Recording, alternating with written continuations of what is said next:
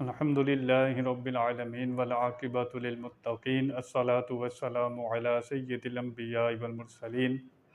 اللہ تعالیٰ سورۃ الاعراف میں ارشاد فرماتا ہے، وَنَادَى أَصْحَابُ النَّارِ أَصْحَابَ الْجَنَّةِ نَفِيضُ عَلَيْنَا مِنَ الْمَاءِ مِمَّا رَزَقَكُمُ اللَّهُ قَالُوا إِنَّ اللَّهَ حَرَّمَهُمَا عَلَى الْكَافِرِينَ الَّذِينَ اتَّخَذُوا دِينَهُمْ لَهْوًا وَلَعِبًا وَغَرَّتْهُمُ الْحَيَاةُ الدُّنْيَا فَالْيَوْمَ نَنسَاهُمْ كَمَا نَسُوا لِقَاءَ يَوْمِهِمْ هَٰذَا وَمَا كَانُوا بِآيَاتِنَا يَجْحَدُونَ۔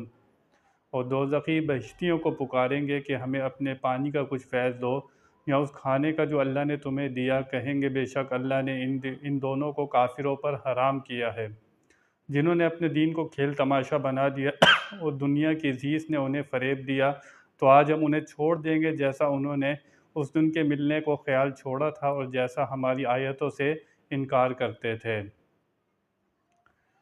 پہلے آپ نے اعراف والوں کا ذکر سنا، اب ذکر ہے دوزخیوں کا۔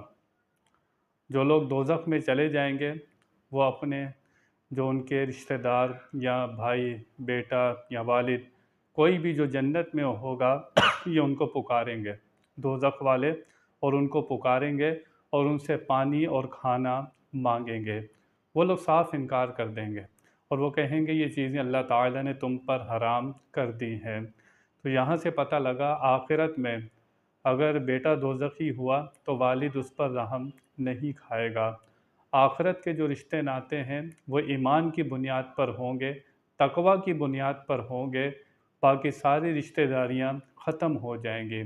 وہ یہ نہیں کہے گا کہ یا اللہ ان پر رحم کر، ان کو کھانا پینا دے دے، نہیں، بلکہ جو جنتی ہوں گے وہ صاف انکار کریں گے اور کہیں گے یہ چیزیں تم پر حرام کر دی گئی ہیں۔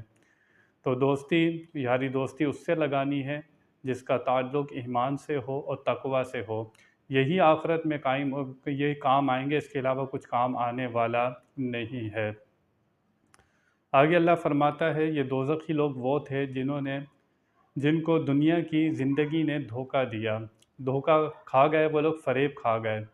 اس دنیا سے آخرت کمانی تھی، نبیوں کی بات کو سننا تھا، ان پر ایمان لانا تھا، اللہ رسول کے فرما بردار بننا تھا، لیکن وہ دنیا کو ہی سب کچھ سمجھ بیٹھے، اور وہ یہی سمجھ بیٹھے کہ ہمارے پاس اگر مال و دولت ہے، اولاد زیادہ ہے، دنیا کی آسائشیں ہیں تو ہم بڑے فائدے میں ہیں، باقی لوگ نقصان میں ہیں۔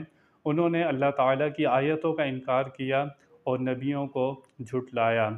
یہ دنیا دھوکے کا سامان ہے۔ جو ایمان والا ہے، جو مسلمان ہے، وہ بھی دیکھے کہ میں نے دنیا میں کتنا رہنا ہے اور آخرت میں کتنا رہنا ہے، اس دنیا کو میں نے کس طرح گزارنا ہے۔ اللہ رسول نے جس طرح بتا دیا ہے میں نے اس طرح گزارنا ہے۔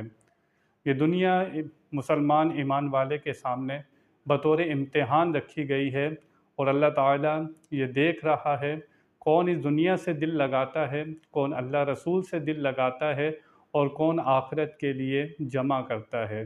یہ بطور آزمائش ہمیں دنیا میں بھیجا گیا ہے۔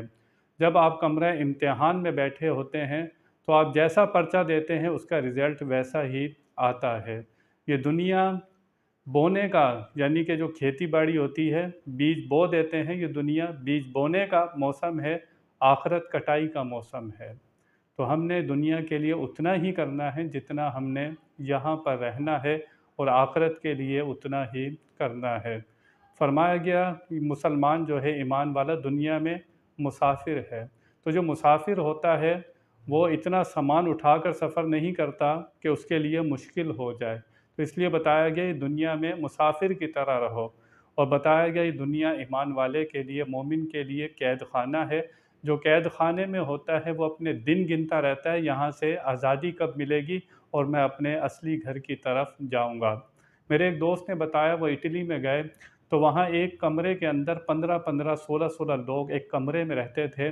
وہ لوگ دن میں بڑی محنت کیا کرتے تھے، تو میرے دوست نے انہیں کہا کہ تم یہاں پر اپنا گھر کیوں نہیں لے لیتے؟ اس نے کہا بات یہ ہے کہ یہاں پر ہم کمانے آئے ہیں، ہمارا یہ اصلی گھر نہیں ہے، ہمارا اصلی گھر وہی ہے جہاں سے ہم آئے ہیں، تو ہم یہاں پر کیوں گھر بنائیں، ہم نے تو اپنے اصلی گھر کی طرف جانا ہے۔ تو میرے دوست نے کہا ہم بھی یہی بتانے آئے ہیں کہ یہ دنیا انسان کا اصلی گھر نہیں ہے۔ اس کا اصلی گھر جو ہے اس کے سامنے وہی ہونا چاہیے اور اسی کے لیے اس کو محنت کرنی چاہیے۔ اللہ تعالی ہمیں اس دنیا کے دھوکے اور فریب سے بچائے۔